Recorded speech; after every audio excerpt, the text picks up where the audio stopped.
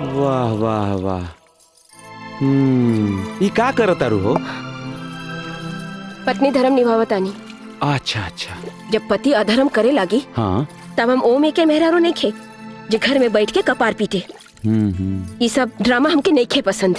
अच्छा ता का करबू? पिंकी जी के जाके बतेबू का कि तू हमार पत्नी हो? तो हार पिंकी से हम कुछ ना बताइब, सब तू ही जाके उगल बा, समझ ला। अतना बुर्बक समझ ले बड़ी कार है। हम अपन तिजोरी अपन हाथे से लुटा दे। पता बा ना? तिरिया चरित्र दैबो न जाने ला। हाँ से तो बा। जब मेहरारू बदला लेवे पे आ जाई ना तब मर्द लोग के तीनों त्रिलोक नजर आवे लागेला, समझ ला।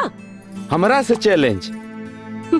तोहार औकात का बा जो हम तोहरा से चैलेंज लगा? हाँ